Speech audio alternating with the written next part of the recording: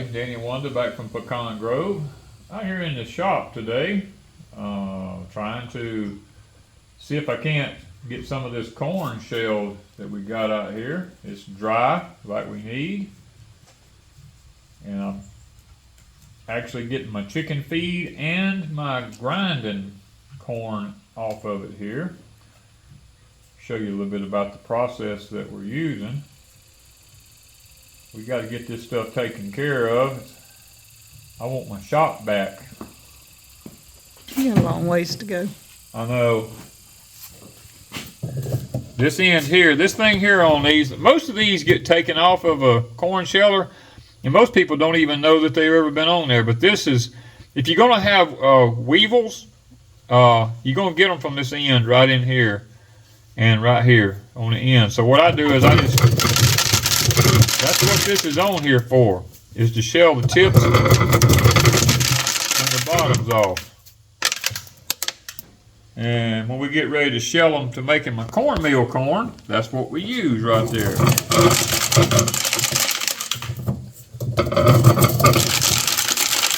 It's really nothing to it, really simple.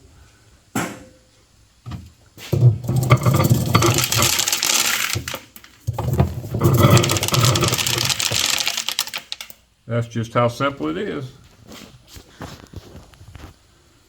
Well, you know, guys, it's getting to be that time of the year. It's the fall's coming up here pretty soon, and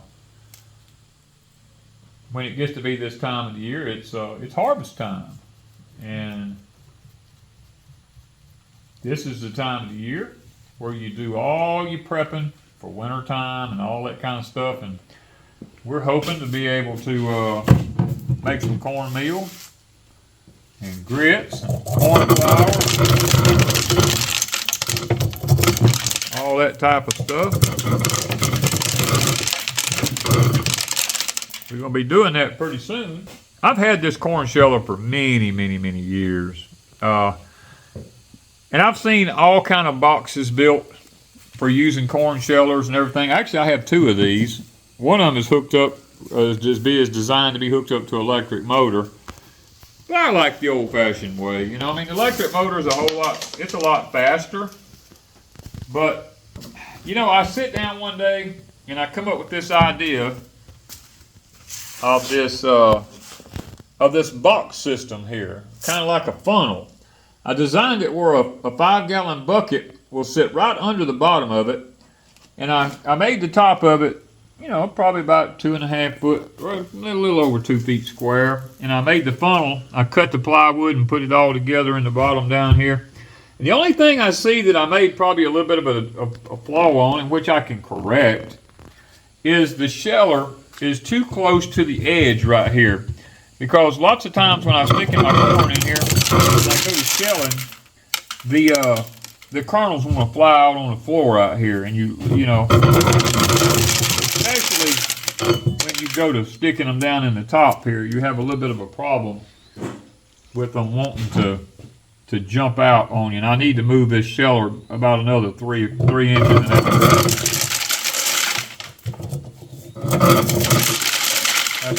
That's all there is to it. Very simple. And that's going to make some really, really good chicken feed down there now. I know a lot of people go, man, I hate to see that Danny corn go to chickens, but guys, it's what's got the old weevil bugs in it and stuff like that. That's going to be in that end right there. I just can't take, the chance of. So why are you not doing the two here? Just curious. The blue? I'm being very selective as I go through my corn here. Like this one here. I'll show you this one here. I'm looking for traits in the corn so that when I save my seeds, this one here, get out in the light here. This is just a beautiful ear right here. And if I'm going to save seeds, these are the kind of ears that I look to save my seed from. You know, that's a big, long, pretty ear. These have a lot of the blue in it, mingled in with it. Now, this one I probably won't keep, but this one is a really pretty bluish colored ear. And you know, these are the kind of things that I look for. And what I do is I just take them and I just stick them back on the thing here. That way I don't have to keep holding on to them. Now see, here's another one right here that I'll stick over there, because these are some of the traits that I'm just about to lose in my corn. And I'm trying to get it put back into it. See, this and these are yellow and blue and purple. This one's white and blue and purple. So those are some traits that I'm trying to, you know, I'm just trying to put back into the corn. Because if you look at the wall of corn I have here, you predominantly see yellow. You see some red kind of around through it, but you mainly see yellow. You see a few mingled. You see a few mingled ones, the reddish, different colored ones there. But what you don't see a lot of is these like this right here. This used to be really prevalent in my corn, where I mixed the Blue Hopi in with it. And there's the one right here. But you look over it and you see lots of yellow, and you see some dark reds, because I had some Little Tennessee pencil cob in it. I had some Jimmy Red I mixed in with it years and years and years ago. And some of these characteristics are still there, but the blue I put Blue Mochican and Blue Hopi in it, and a lot of this is starting to breed out of it, and I want to make sure I put it back into it. So I save, you know, the different seeds from it.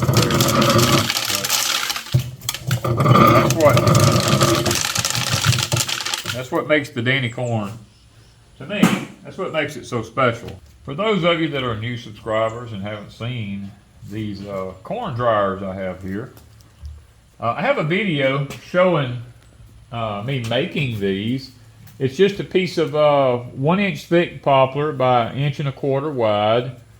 And I took 3-inch drywall screws and I put them opposite of one another at about a 15-degree angle upwards. And I put a hook on the top of them up here where I can hook them so that I can hang them. Makes great corn dryers, because we had to harvest our corn early this year because all of a sudden, after being dry for so long, it decided that it just wanted to start raining every day. And my corn was beginning to mold in the field. So I had to get it out the field and let it dry inside the shop here, which has been perfect inside the shop in this hot summer we've been having.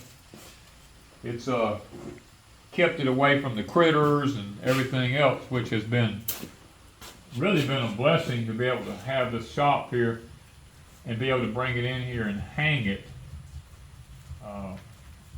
to let it dry. Now I do have a big shop fan yonder, and most of the time the shop fan it was going a while ago, but we had to turn it off to do the video.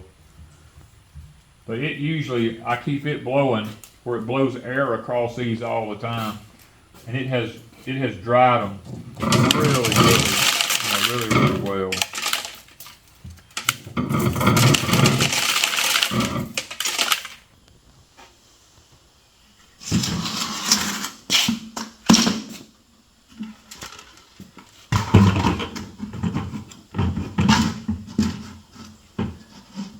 Alright, this bucket here will be strictly for grinding cornmeal and stuff like that. Now we'll take our ears from the top point down in here first, and you have an adjustment on the side of it here for, you know, different size cobs of ears of corn. Mine is very large ears, so it's out as far as it'll go, and it still sometimes gives a little bit of trouble.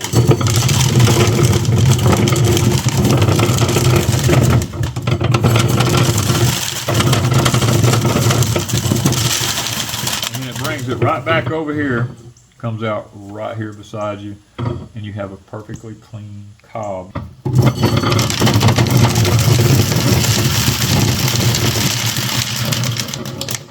Comes right back out, and we throw our cobs right over here in a bucket.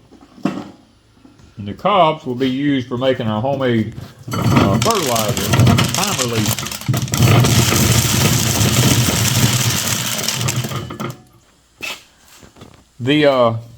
the kernels on Danny corn are so long. They're not like regular corn.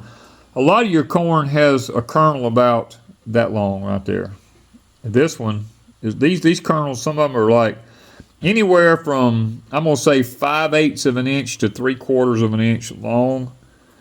That's what makes me end up with the quantity of corn that I do. The cobs are not that big, but the kernels are very long on them. Yeah.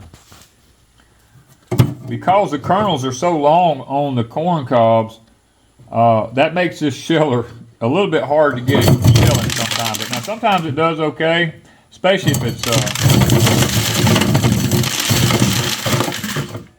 that one fell down in there. I pushed on it too hard.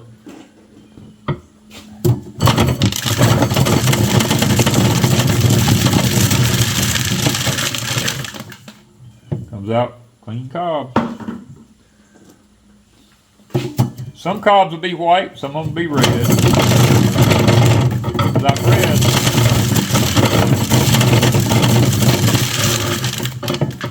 I bred white corn into this when I was breeding it, because white corn, I like it because it makes the corn a lot softer. It made it easier on the animals' teeth when they were eating it whole. And when we grind it, white corn makes a better flour than the other corn does. So I did try to breed some of that technology into it.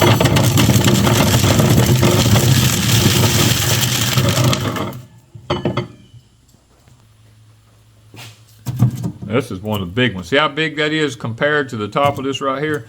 This thing's probably 2 inches across right there. And that makes it a little difficult to get it going.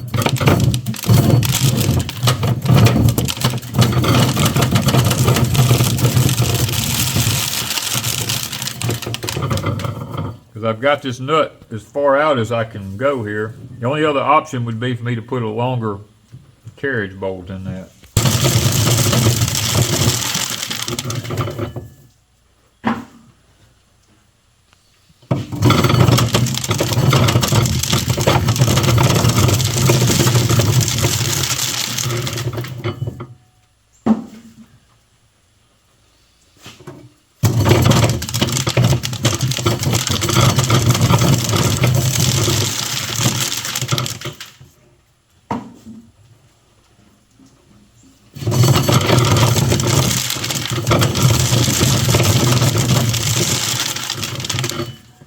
You know, there's something just really satisfying about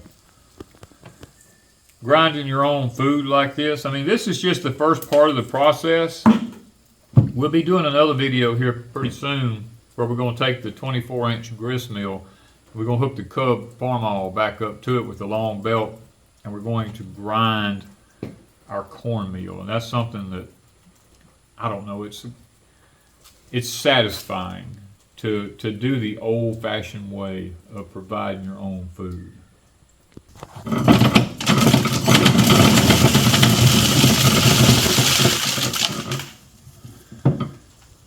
It's just, to me, it's just extremely satisfying to use the old hand equipment like this to do your food. We'll be grinding some cornmeal with the old Metas. This is a 24-inch grist mill that we have. It'll be ran with a cub, like I said. We're going to be making some syrup here, hopefully this fall. If we get everything set up, we're frantically behind on that. We're trying our best to reset up the mill, get everything redone as fast as we can, because it'll be here before you know it. And we'll be using the old Chattanooga No. 2 mill to make the cane syrup with. And we have harvested all of our grapes now, our muscadines and scuppernons and stuff like that. Hopefully we're going to be able to get a video up for you guys showing you our press, because we make our own grape juice and stuff like that so we can drink it in the wintertime. And this is what we love about this time of the year, is the simple fact that we're going into the fall and then into the winter, the cool days. We can show you how we make our cornmeal and grits and corn flour. We can show you how we make our cane syrup. We can show you how we make our grape juice. We can maybe even show you how we have a video up already about butchering a deer. But, you know, we may show you a little bit more of the process about it. We got now got the prepper shack. We can show about slicing bacon, curing bacon again. We have a smokehouse. We can show you how we smoke our bacon. We have videos on all of this over at Deepsouth Homestead. And guys, we can show you sausage making. We have videos on that, but we might need to update just for people who are new to the channel. There's so much we can do this time of the year, and just picking up our pecans, harvesting them, cracking them, you know, different things like that. This is the time of the year where we enjoy ourselves. You know, we go through the heat of the summer here, and it's so horrible. But when the fall comes around and the cool weather in the winter time, that's when the rewards kick in. You know, and that's whenever we call it we're living at that particular time. So modern equipment ain't always where it's at. It is with a pecan shelling, I can tell you that. When it comes to the old hand mills like this, you just can't beat it, guys. Thank you from Pecan Grove.